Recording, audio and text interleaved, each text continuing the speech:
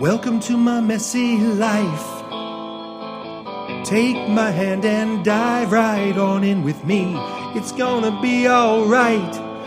Messy imperfect life with Leigh. Mary Jo, Yeah, I'm so tickled to have you here.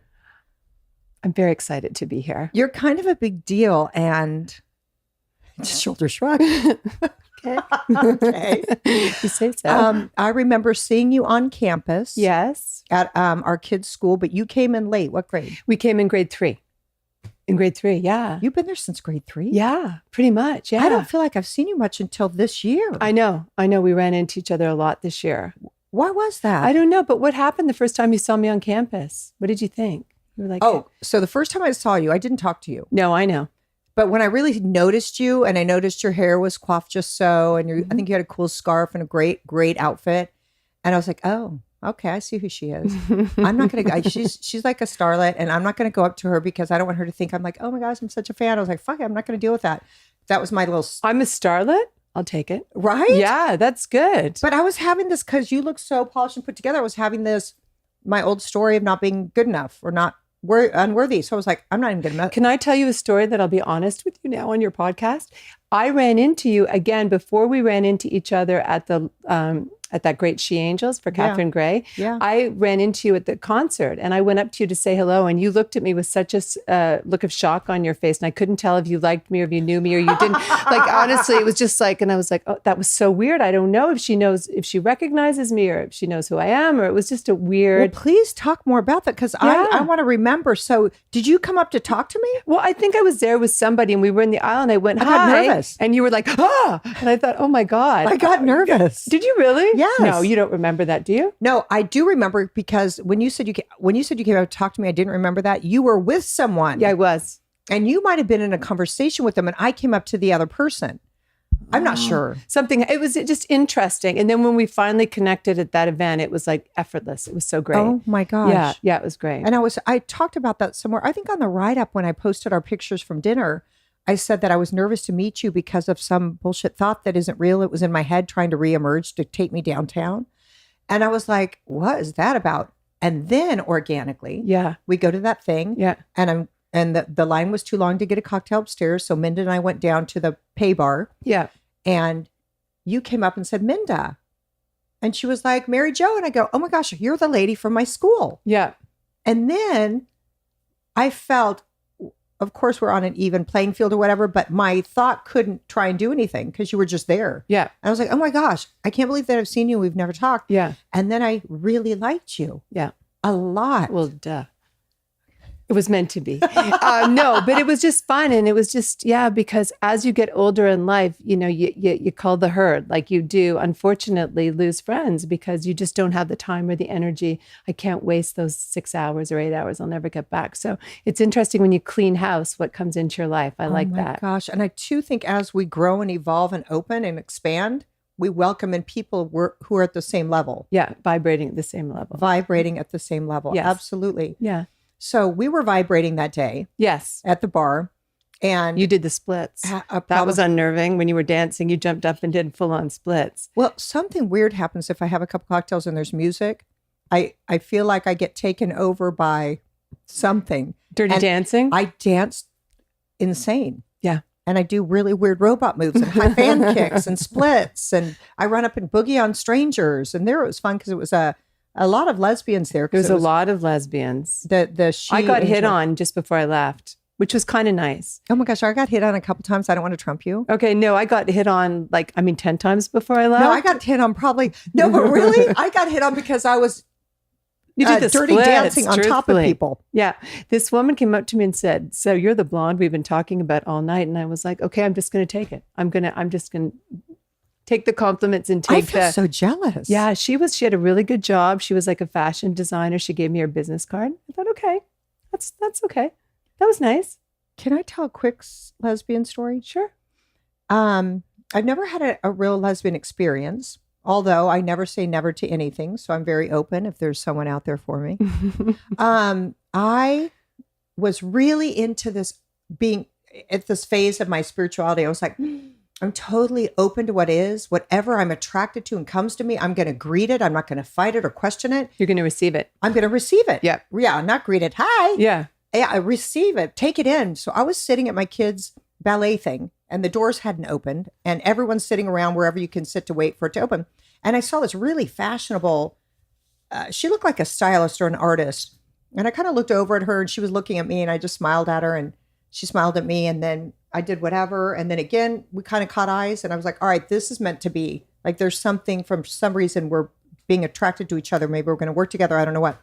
So I did my stuff, wished my kid farewell, pushed her on the side of the stage. And then I went over and I go, hey, before we go in here and get lost in the herd, here's my business card. I felt really attracted to you and I think we should connect.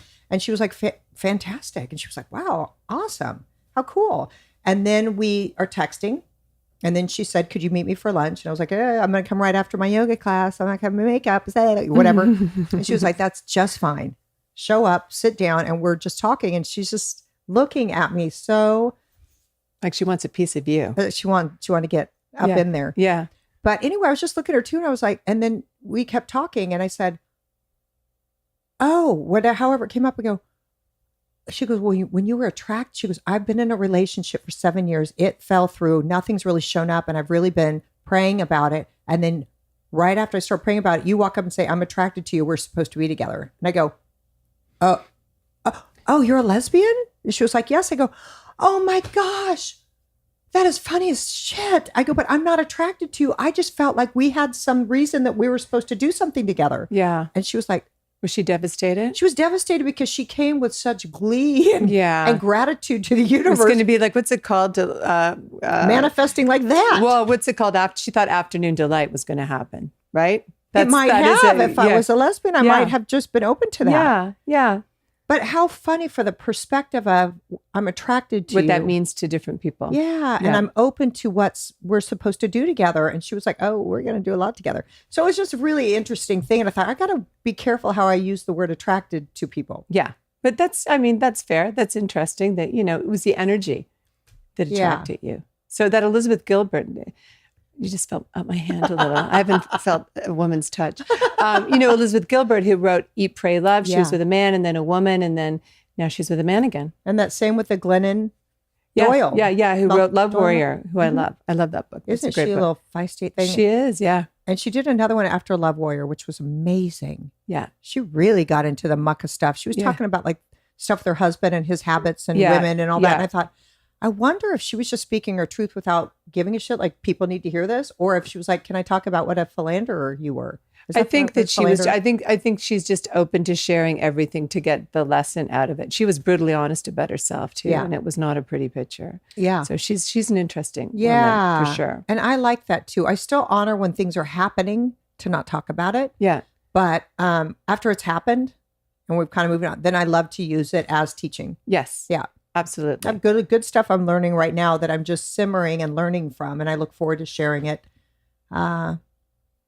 In a way to help myself and to it's brave to do it. It's brave. Yeah, it is. And you okay. So when I saw you on campus and I thought I was attracted to you and like, she's a big starlet. And then we met and I was like, oh, we're the same. I guess I'm a starlet. You're a starlet in your own guest house. Right? My guest house? You're I'm massive in Valley Village. I'm huge right here. You're huge. But I didn't realize who you were.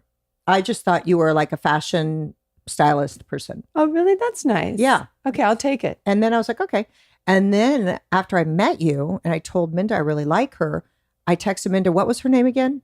Because I can't remember names so well. And she texted me her name and I Googled you and I was like, oh, that's the woman. It's horrifying. And so can we segue into my gasp? Because yes, of course. Talk about brutal ass shit. Yes, it was brutal. Tell me a little bit tell me about it, just how you tell about it now.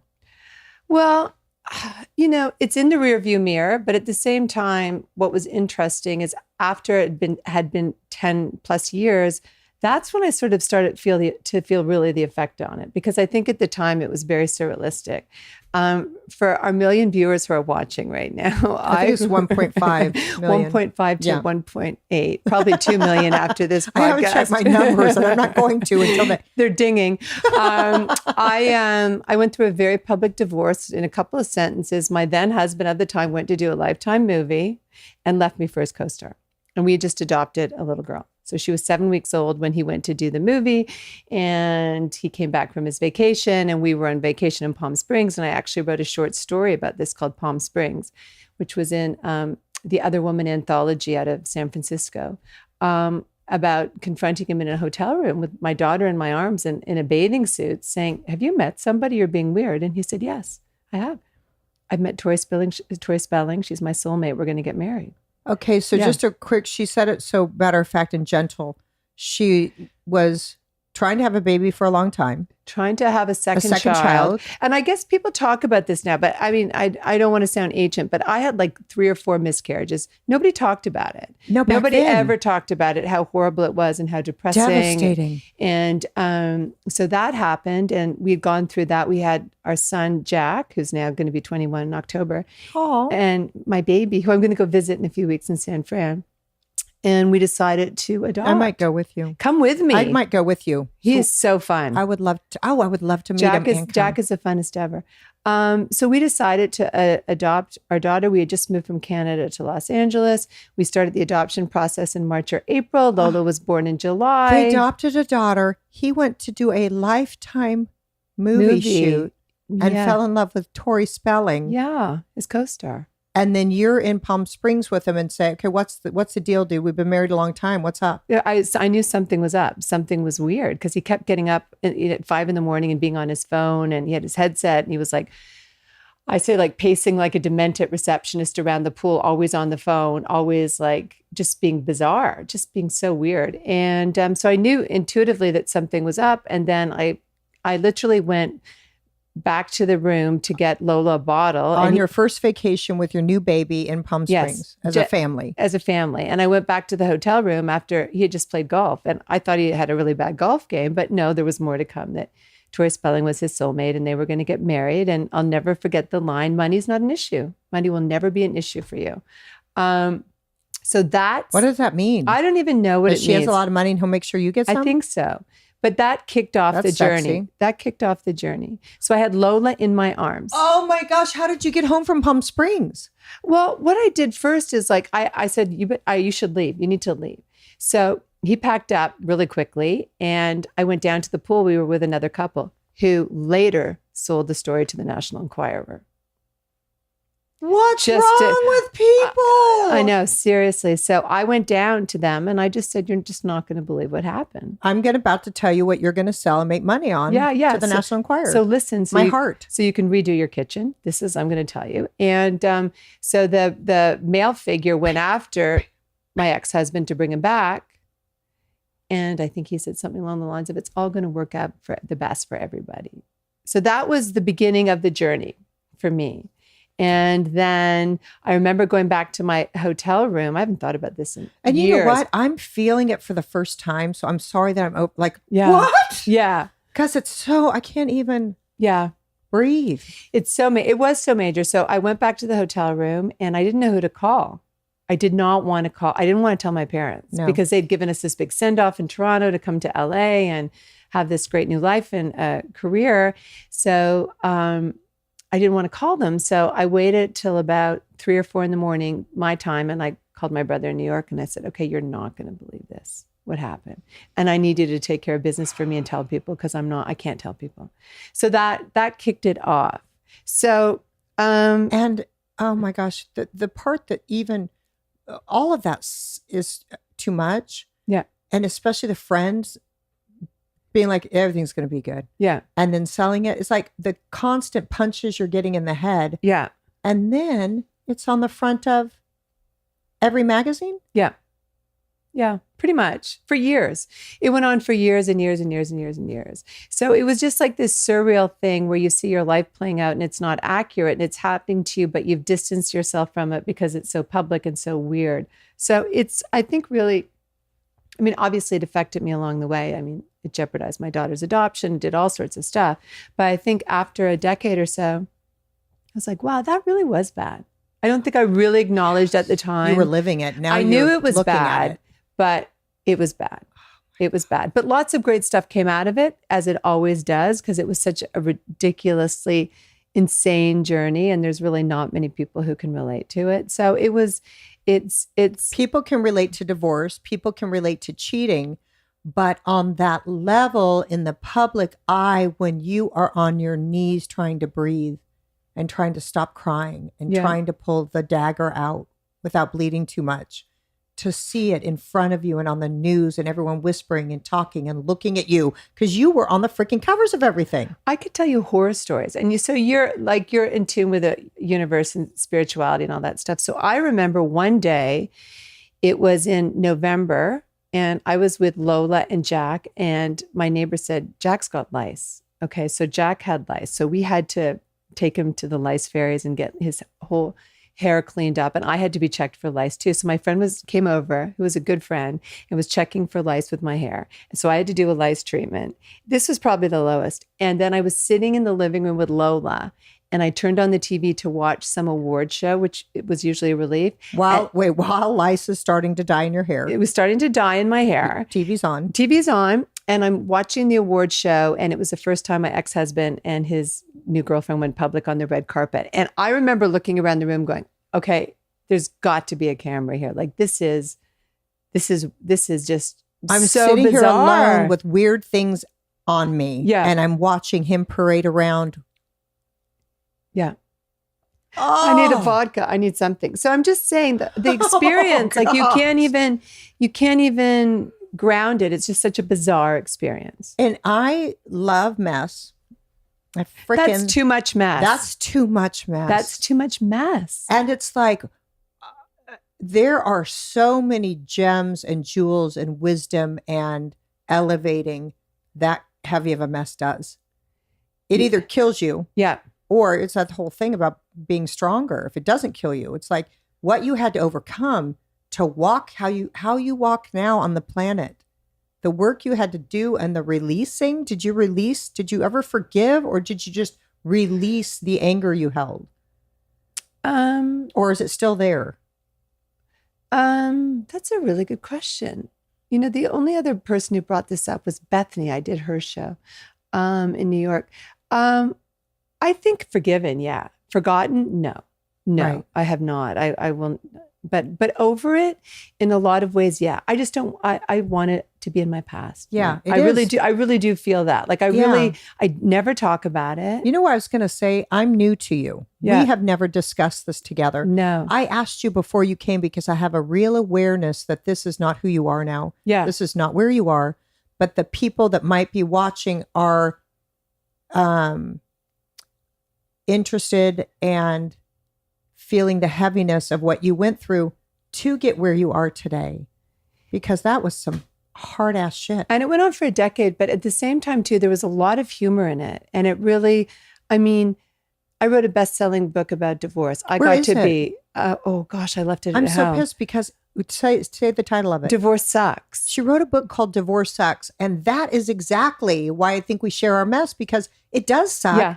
And yours was public. Of course you should write on it and speak on it, because everyone's looking at you going, now what do I do? I'm just starting. How did you get out from the depths of hell? Well, and the book was really, I loved writing the book, and I worked really hard on it. And then I got to have my dream come true and be interviewed live on Good Morning America with Robin Roberts, and go on Larry King and, you know, the doctors and Bethany and The View and Joy Behar, a regular. So all this stuff opened up to me, which was such a great learning curve for me. And I always say, I think it made me less of an asshole going through that, because it really humbles you. Yeah. So I think that it was and it also makes you realize you don't know anything. Nothing. You don't know anything. Nothing. And things can change on in a dime. Second. And you really have to learn to navigate it, because it can come from all angles. So, but there's always humor in it. If there wasn't humor, you have to laugh. Sometimes you just have to laugh. You have to laugh. Yeah. And I do everything. I laugh through and with and at just about everything. Yeah. Mostly appropriate laughter. Yes. But yeah, after you stand up and take out the knife and patch your hole. Yeah. Not that hole. The like That wound hole. from Yeah. the wound. But I think that's the key to, I think that's a key to happiness in life and purpose. You get your plate of shit, you either mush it around and throw it away, or you eat it and throw up, or whatever you do, you get it and you get in it Yeah. and you get through it. And then you have so much to talk about that plate of shit. And yours was this very public, excruciating divorce in everyone's eyes who's looking at you constantly that you can't escape. Well, I mean, yeah, it was a bit of a freak show. Definitely. And everybody knew about it and everybody knows your business. So all that is really, obviously really a bizarre experience to go through.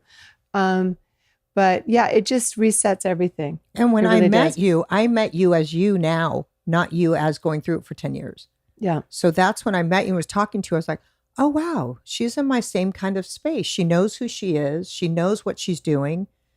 She dresses a little bit better, but overall, we're kind of in the same thing here. Yeah. And the same age range. I don't know if we're exact same age, but we're in the same age range in our 50s.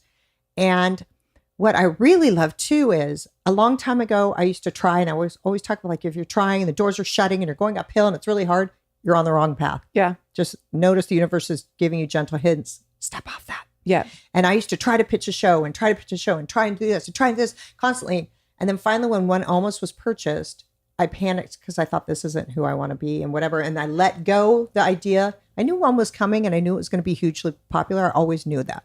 But I let go of the TV show. I started living my show. I started doing the things that I hoped someone would pick me to do. And I've been in that for about 5 years. And then you say, I'd like to do something with you. Let's do something. And I said, yeah, we'll do a podcast. You'll cook and I'll sit on the counter and we'll drink wine and we'll talk about life. Hell yes. And then we simmered for a minute. And then it kind of grew and became something that we both really want to do, which is a powerful show about elevating and sending women out unleashed. Yeah. To cut the tethers that's holding them back. And Yeah. and it happened with grace and ease because I did my work. Yeah. And you've done your work. Yeah. That we're at a place now where we can see each other and see our power and what we have to offer. Right. And I'm so fascinated by the whole topic of aging in society and what that means and how women can learn to do it better or that they're more content and happy. And it's like a big, huge issue.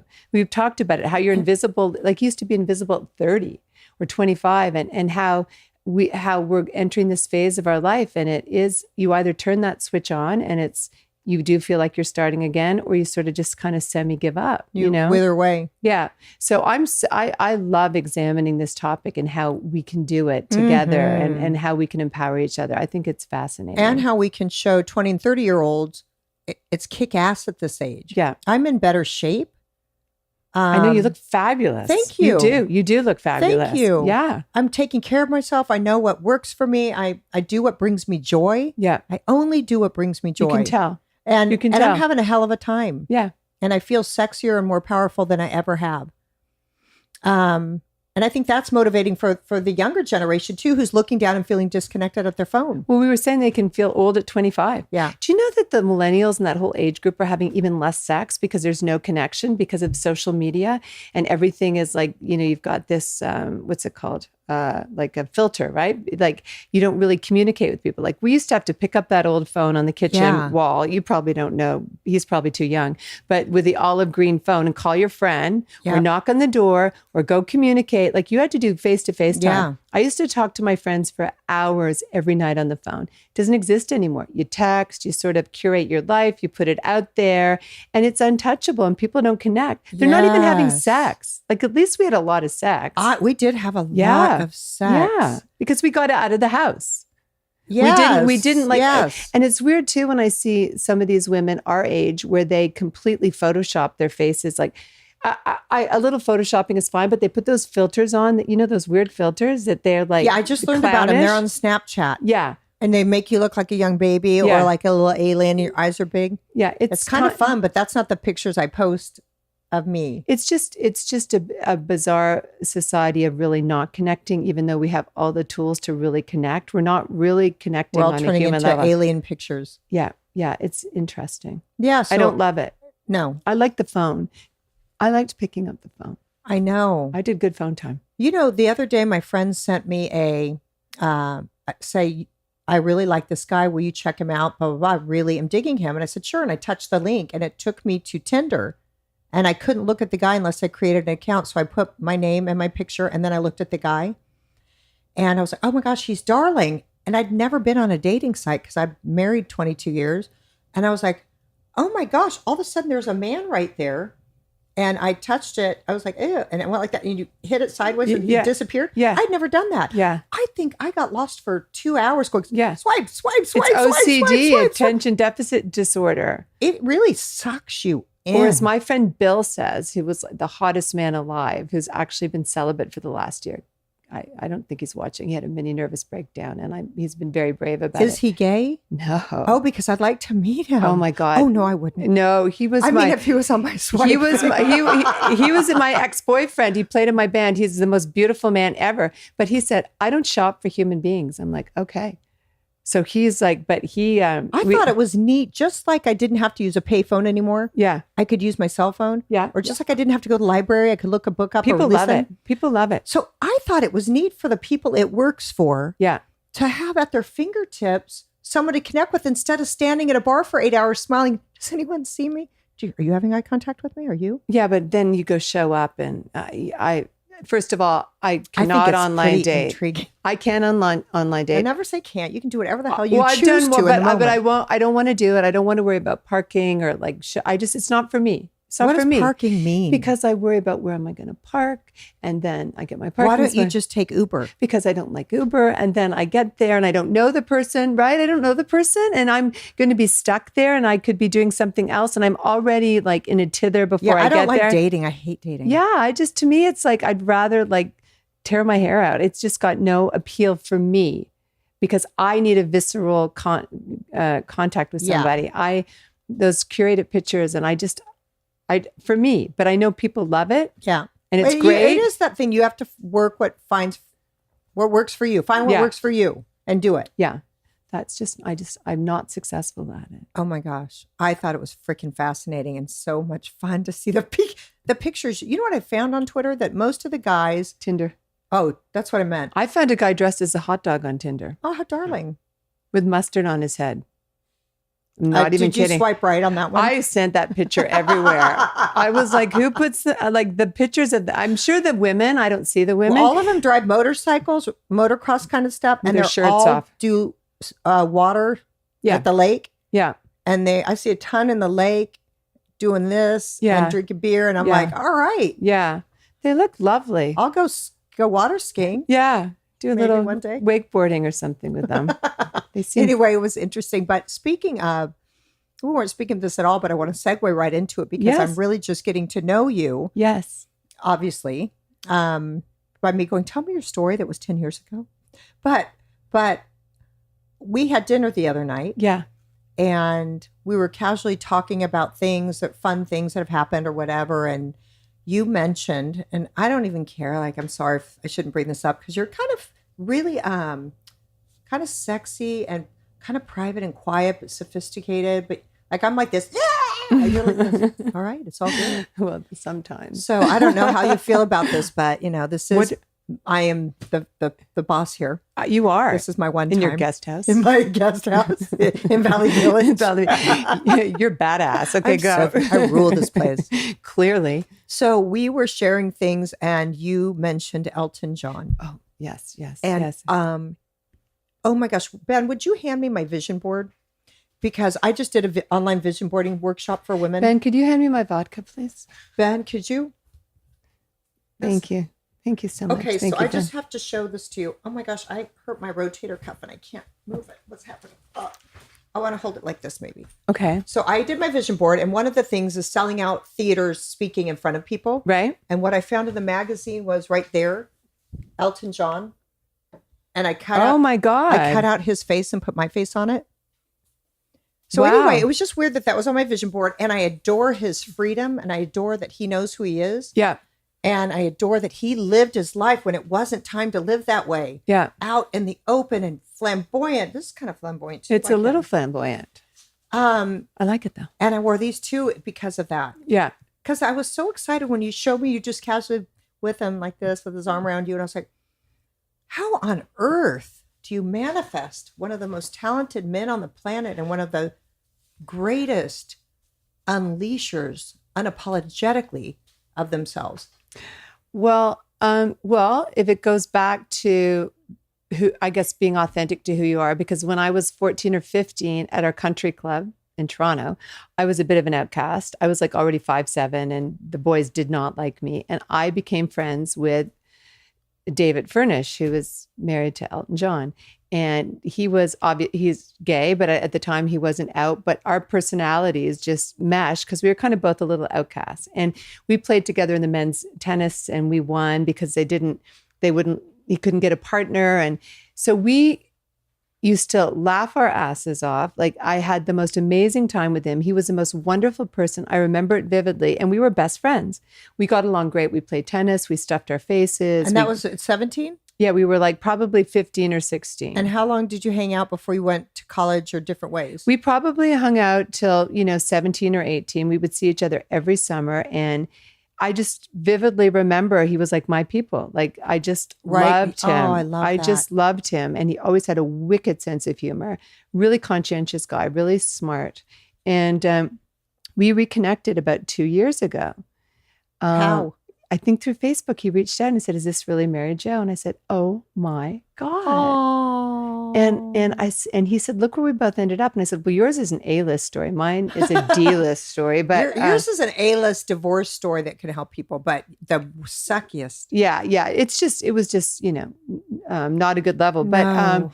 so we actually, funnily enough, we reconnected and we went to Craig's. We sat down for 6 hours and did not stop talking. Was it just you two? It was just the two of us. Okay. And I love him as a person. He is just like, we just slipped right back into it. And so we went for dinner, and then I saw him again at a couple of, he's so generous and just always lovely. And then said, "Would you like to come to the Elton John Oscar, the Oscar party?" Oh my God. So this is prior to me meeting Elton John. That's like a fantasy. So I went to the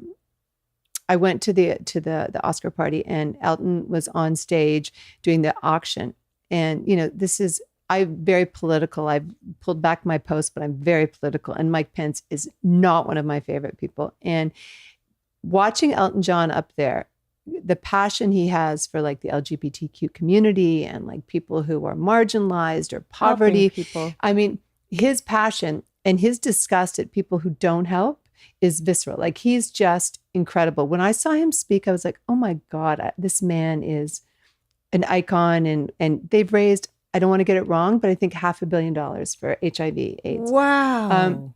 So I was so impressed at that level with him. I just thought, he is in his bones. This is who he is, right? And that was wonderful. The next year, I took my mother to the Oscar party. But after that, I saw David, and he said, "I would love you to come see my husband's last show in Vegas." Oh, how cool. Would you and your daughter? How wonderful. How he thought about to bring you there. Yes. Like, he cares that deeply about you, Yes. the most special show. Yeah, he said, "I'd love you. I want you to see my husband perform." So my daughter and I went to a girls' trip for Vegas, and we met David prior and sat in this. I think he sits seven rows back on the aisle, so he can see his husband perform. And Lola was just like mesmerized. Oh. And then afterwards, we got to have dinner with him at a small table of 5 people. Oh. And just the most lovely, down to earth. And you can always tell if somebody's how decent they really are, the way he talked to my daughter. Like, he was actually engaged and interested. And it was just like the loveliest evening. He's just no nonsense. He's just hilariously funny and smart. And all the stuff he had to overcome, all the things he had to go through, all the hatred and all the judgment and all the trying to keep him down and all the disappointment, probably, with his parents and all that kind of stuff. It's like, none of that stopped him. It fueled him. Well, and then he also, yeah, absolutely. I'm dying to see Rocket Man, but David's been with Elton John for 25 years. And so he's been a huge support system. I mean, David's a person of such integrity. So there's such a powerful team together. There's such a great partnership. And he's rebuilt his whole life from all that. I mean, he's brilliant. You know what else I love about God or the universe or whatever we want to call is that you were at a low place and feeling out like an outcast. And you were provided the perfect person to hold hands with and walk that pathway. Yeah. We have so many memories of that time. Like we can tell stories like they just happened and just laugh our asses off because we remember, I mean, at a waspy club, Dirty Dancing sort of thing. And we used to steal the Melba toast and the butter because we got cut off from spending. So we would just eat crackers all day. And he was in charge of the food delivery at the pool, and he took his job very seriously. So I just remember all of it. And that makes me laugh too when people take their job very seriously. He was so conscientious, and all the women were hitting on him because he was so cute. It was just funny. Oh, he was just adorable, so funny, and still is adorable. And I love that he reached out to you. You guys got to reconnect in such an amazing way. Yeah, I love my time with him, and they're very generous people and super lovely. How was it raising Lola by yourself? Well, any single mother will tell you it's a massive job. It's a big, big job. And sometimes they're easier than others. I'd rather do it on my own than be with an idiot, though I do feel that. Yeah. Yeah. And I also was thinking her first 10 years of your life, you were still navigating it all. Mm-hmm. So you were being a single mother. And when you have your first, you're learning every day. Yeah. So by the time I had my fifth, I know what the hell's going on. Yeah. I don't get stressed about stuff and people get up in arms. I'm like, this is going to pass. It's okay. As long as Eve feels safe, I'm good. Yeah. But with my first one, every day I was like, what? Because you're learning. Yeah. Every day is new. It's new. Yeah. So you got that going on. Yeah. And I was working. I was doing a radio show at 6 a.m. My gracious me. Yeah. So she has gotten the privilege of watching a strong woman do it. Regardless. And she's a strong girl. You've met her. Yeah, I have met her. She's a strong girl. She is strong. Yeah, she is. She's very cool too. She's a force. She's cool. She's a too, teenager. Like you. She's kind of quiet, but then you look at her and you see some power in there. And Yeah. You're like, oh, all right. Yeah, she's got it. Yeah. Yeah, I think I have so much respect for single mothers. It is the hardest job in the world. It's a hard job. Because my husband is gone a lot. And sometimes he'd be gone on a movie set for a long time, or he'd be, you know what I mean? Or just not home. Yeah. And there were 5. And although we have help, my kids don't give a shit. Yeah. They don't want to talk to them. They don't want to do homework with them. They don't want to do that. They all want me. Yeah. And Dave was never here. So I was glad they could help me drive around and stuff. But I got the real feeling of I'm here on my own parenting. It's a big job. Taking care. It's a big job. It is. Yeah. It is. And I gave myself the freedom of not doing what is expected of a mother. Meaning, I didn't bake or sew or do, I didn't learn to French braid, and I got 3 girls and they're still pissed about that. But I remember always knowing that I was here for my learning and for my path, and that they are on my path right now, and I'm going to love them and guide them and support them. Yeah. But we're all learning here. Yeah. I'm learning on you guys. Yeah.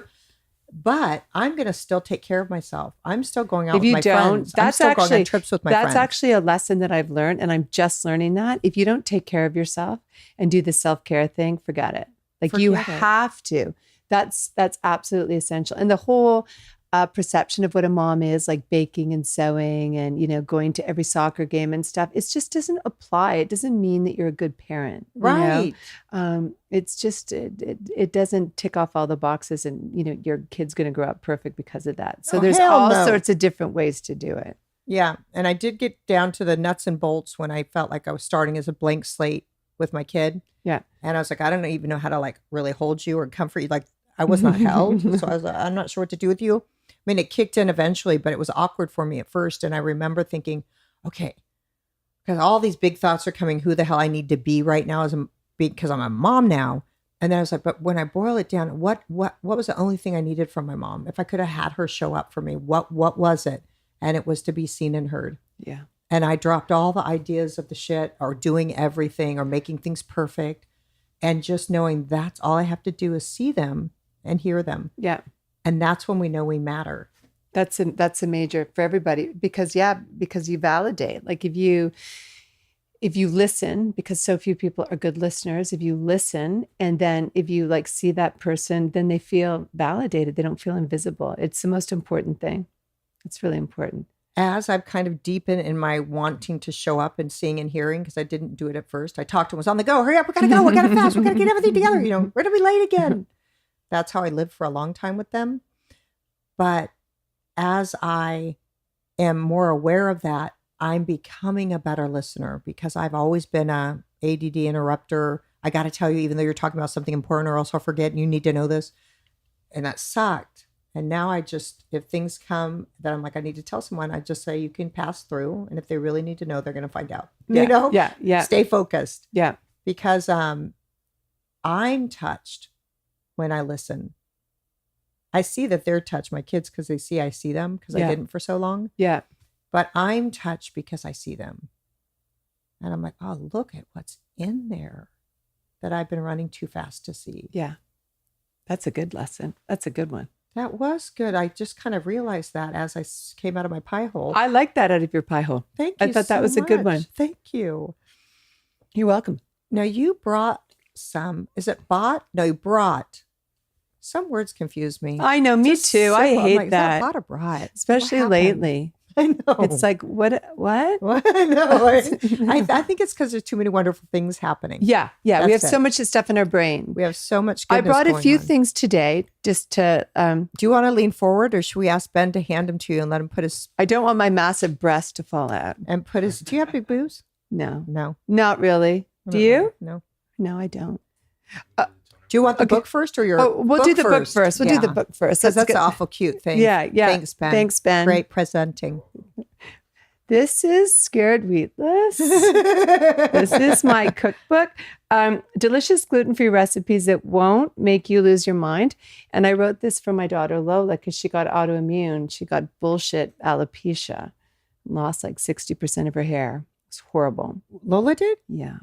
That's what alopecia means, hair loss? Yeah. Yeah. So when she was 8. And so we went gluten-free. So I tested it on all sorts of St. Francis kids, and I made vegetables and, gluten-free recipes. And I mean, look at that kale salad with pistachios. That's 5 ingredients. And you're a sous chef. What does that mean? Well, no, I'm a chef. Actually, I went to cooking school. When I looked you up to try and do my pretend research, it said sous chef. You're like Larry King. But so sous chef's under a real chef? Who's the over-researched one? Who researches I so don't much? do anything. Yeah. People are like, Who you is need to know who they are. I was like, no, I want to hear who they are. Yeah, seriously. This is like I just moved my mic. These are my Thai noodles, like gluten-free noodles, like with cucumber and carrot. So I wrote this for Lola and it won Book of the Year in Canada. Oh my gosh, because she's a real big deal in Canada. She had a cooking show and Massive some in other Canada. lifestyle show. I'm making stuff up. Yeah, it was a you are. lifestyle show? Just keep going. It's Okay, fine. she had really great shows in Canada. Very good shows. And she's about to co-create one here that's going to make a big old impact. Yeah. On liberating. Probably by July, August. Yeah. Yeah. We'll be in production. I think that's going to happen. So this book, and this is on Amazon, Scared Wheatless. And you guys, if you are experiencing divorce or have been through it, thank or you, any of Ben. that, This is look like the for shopping Book Hub. channel. Look at Ben. Ben's got a very nice handoff. Ben, you're a great presenter. You're really good, Ben. I have another book called Divorce Sucks, and that's on Amazon. And that was detailing my lovely public divorce. And you guys, that's a great book, I think, too, as well, because I haven't read it, but I'm going to. Just read it? No, Go on. I'm sorry. But because I just met you not long ago. It takes me a while, but I'm gonna. Can I get it on audiobook? Yeah. Oh no, it's not on. I'll give you a copy. Well, no, but I read I have dyslexia. It takes like 10 minutes to read one page and I have to reread it. Okay. So I do audiobooks. Can you just read it to me? Why don't I read it? I'll read you a page every night. Call me. Okay. Read me a page every night. And then this is Lifeline Skincare. It's stem cell based, and I do sales and education for this company. What do you educate about? Stem cells and skincare. Does it rejuvenate more than collagen stem cells? Well, yeah, no, the stem cell extracts, it's actually from a donor egg, but and they chemically fertilized a donor egg without, so it's non-embryonic, but they take all the extracts from the stem cells, like the growth factors, enzymes, peptides, and put them in the skincare. Wow. Yeah. And all the research, all the profit goes back into research. We're doing phase 2 clinical for Parkinson's at Duke University. So it's a biotech company. Wow, Yeah. cool. Yeah. So it's pretty cool. I'm done. That's it. That's all I got. I'm proud of There's no you. more. Do we have more? Do we have a lot? Do we have a lot so we can just keep having the gab? Or We're 45 minutes right now. okay, so we have like 5 Okay. minutes. Sure. So what do you like about me? You know what I love about you? I have to tell you something I love about you. Oh my gosh, that I'm I've so noticed excited. a few times. Well, that you like me. But like no, you. aside from that, you, I find most people are very passive aggressive. So if there's an issue, like they dance around it, they let it go on.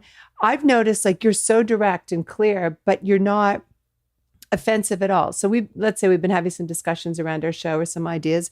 You will go, no, that's not how it is. It's like this. Like I love it. You cut to the chase, but it's in a really great way. Like I sometimes don't do that, and I always pay for it later if I don't address it at the time, and you address it. Oh, fearlessly. That's a good skill to have. Well, it's a thank really you. good skill to What have. was after we had we're working with another beautiful gal named Wendy, Goodbye Crop Top. Yeah. Her website and on Instagram. Yeah, she's a babe. And you guys are all babes. I was really noticing when we were all doing our Zoom call last night that we're cute. We try. No, we are. We are. We're cute. Yeah, super cute. We're cute, and Yeah. we all know who we are. And Yeah. we all know what our lane is and what our message is. Yeah. That's what I love a lot. Yeah. But I noticed, what did I send via text after we ended the Zoom call immediately? Unless you don't read text messages. No, I do. You said that, I hope I wasn't too bossy or I get too excited or something like that. And I'm like, no. Yeah. No. So I even self-judge myself sometimes because I do get really like this, but then I think that is a lot for people to handle. Like you're not going to tell people how it's going to be. You're not going to say no. You know what I mean? Like, yeah, all that comes into my head. And it's like, oh my gosh, I'm going to scare these chicks off because I was just like, listen, it's my way. You're like, let's do it without her. Yeah. But those insecurities creep up in your mind. I like it because it saves hours and hours of dancing around stupid things. So if you go, no, you're like, oh yeah, got it. Move on. I love it. Oh yeah. Yeah. I know what you're talking Yeah. about. But I also said, when I get overexcited, sometimes I do get a little bit more to the point, or I am bossy. Feel free to say, hone it back, or Leigh, take a breath. Because really I get like that. But you guys can fucking handle it. That's the thing. But you also just stand up for what you believe in. Like you just say, no, I think it's this way. And I think that's really good. Sometimes I've let things go and I always regret it. Oh, I hear you. Yeah. Yeah. I think it's really good to address it and just put it out there and be unapologetic for it. So I like that. I think that's a very, very good quality. So I should just stick with what's happening in the moment, and not go back and judge it and send apology text messages. No, and yes, because I wanted you guys to know that I deeply care about you and about your perspective and about how you feel in the group, that we're all honoring each other. Yeah, and that when I do that, and I don't know you guys that awesome yet, but that, like, I know you like the back of my hand. I want to be sensitive. And I want everyone to feel heard. And I know that in the past I've been too forward, and the people who aren't strong run away. But you guys are strong. I like it because it saves bullshit, conflict. Yeah. Because you're just upfront.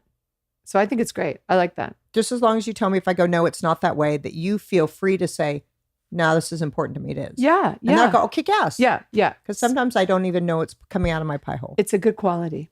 Awesome. I like that quality. I appreciate that. Yeah, I do. And I think I've told you some things I like about you, that you are, you're very sophisticated. And I notice the way your calm manner, how you carry yourself, how you interact with others. It's very mindful and deliberate. It's not a lot of wasted words. It's not a lot of frantic. Is it frantic energy or frenetic? Frenetic. I can't get big words. Frenetic. Frenetic. So it's not, you don't have to say, like, a lot of times if I'm not like grounded and in my power, I'm like this, oh my God, it's hot. And you don't have that. You're walking purposefully. You should see me around a teenager. Why? It's a different story. Why? Because I'm flustered. I don't know how to handle I find the teenage years very challenging. Oh, right now with your daughter? Yes. With her beast coming out. Yes. They find their voice by over voicing, Yeah. by attacking, by being angry. And Yeah. yeah. My daughter's like, get around me. I'm like, And then a minute later, it's a different. I She's walk in a hugged me. room. I'm like, okay, who is this? I don't know what personality this is. I don't know what I'm getting. So I have to learn to navigate that a little bit and better. FYI, my example earlier, everything is new for you because it's your first. Yeah, it's my first girl. Yeah, First girl. My son wasn't First like girl. this. Yeah, I keep forgetting about him. yeah. You know why? I haven't met him or seen him. He's awesome. So I keep forgetting. As a matter of fact, I was trying to tell your story, which you'd probably laugh if you heard how I tried to tell it. He called her up from the set and said, I'm staying with Tori. Short on details. I was just making shit up what I thought of how it would go. So today, probably really hearing good. it, I was like, wow, that's way worse than I imagined. Oh yeah, that's a tip of the iceberg. But Jack's going to be 21 and he's so talented and so smart. And he's just a great kid, full-time job, like straight A's at school. He's a great kid. And how did he navigate the whole thing? Kids are different. They're not so invested from our emotional point of view. It's their dad, but they hurt because you hurt. He found it very, very challenging. Oh, I see. And the reaction, because it was public. yeah. And the reaction now is he works, he has his own money. I've got my own life. Like he's very protective of himself, which he should be. So, and very mindful of how he wants to be moving forward. So, Gifts come from even the worst shit. yeah. So that it took a while, but he's there. Oh, He's there. I like to do this right now. I'm going to invite myself. If I am available, I want to come to San Francisco, even if it's just for a day to walk through the streets he with would you love guys you. and have dinner. We're going to go to a big drag show. Oh my gosh. We're very excited. Can I move my body there? Yeah, of course. Or do you can. just sit and watch? No, I think you can do whatever you want at San Francisco. Gosh, that's heaven for me. Yeah, I think. I get lost in the Abbey. I never want to leave. And Yeah, I'm like, I up think on it's the Abbey Fox's dancing. magnified. I think it's good. I think you'll like it. Oh my gosh, I'm excited. Yeah. About my maybe trip I can take if I don't have kid stuff. Yeah. Glorious kid stuff. Then you're good to go. Yeah, absolutely. Yeah. What is your closing nugget? You don't even have to think of one thing, because as soon as somebody goes, give me your one thing, I go, I have a blank slate. I don't have anything when you say one thing. But something that you've learned, or something that warms your heart, or something for people to remember. Or Two things, I think. what? This too will pass. Mm. And fuck them if they can't take a joke. Thank you. The end. That's Bette Midler. Oh my gosh. Fuck them if they can't take a joke. I love that. Yeah.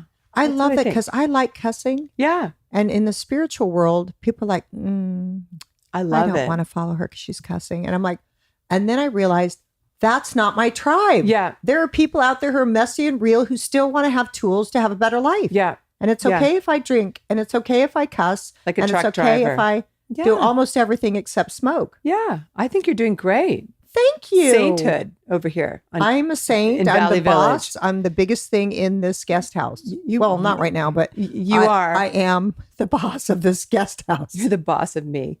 I'm your boss. Today you are. Oh my gosh, Yeah. thank you. Yes. I've had such a Am I lovely the boss time. of you too? Ben Yeah? says yes. I've had a lovely time too. I've had a lovely time. And I know that you just moved, and I know you have a lot going on, and I know you're working. What is the stuff you're working that you're talking about? Well, I'm doing my Lifeline skincare and my education. Oh God, remember I got No, my when you were emailing that I had to do right now, it was for this? Oh, okay. Yeah. I was like, because if you're in another Hollywood big deal here, I'm going to shut that down. No, I'm not. But I got my real estate license, and I have a client. We've only been looking for 7 months. Her budget's $1.50, so it's challenging. Oh my gosh. Well, Yeah. great. Yeah, so let's add one more Maybe thing. she could rent my bathroom in the guest house. Really? No. She'd have to move her belongings for me to use the toilet. Yes. All right. So there you go. Just a few things. Well, I love you. I love you too. I'm happy you're here. Thank you for sharing something that is no longer who you are today, but a part of you. This is what I go to this. I'm not religious. Well, I know you are. I'm spiritual. Okay. Which means I embrace everyone's, however they get to there's something greater than us. I go to this church called All Saints, and it's a very diverse congregation. And one day the rector was giving a sermon, and he said, you don't have to be who you've become. And I think that's true in life. You can always change and re-navigate. And just changing a thought changes yeah. where you're going. Yeah. I love that. And I would like to go with you once to visit that church because I like to Oh, check I would them love all it. out. I would Yeah. love it if you would come. Oh, you'd love it. You would love it. It's Any amazing. place that there's love, I'm in. Yeah. I don't care what they call it or where it's housed. Yeah, I want to learn from everyone. I love I it. want to keep expanding my awareness of. It's a very beautiful place. I look forward to it. Yeah. And I let's do look it. forward to our drag queen show in San Francisco. And I look forward to our groundbreaking women connecting, building community across this beautiful country of ours. Yeah. By August. Unleashing Women. It's coming By quick. August. All right. Are you available for a hug? Yeah, Okay. always. Let's do a little hug. Let's move our mics. Touch your body in my Elton John shirt and shoes. Oh, it's so Oh, I love you. Love you too. Thank you for having me. Thank you for coming.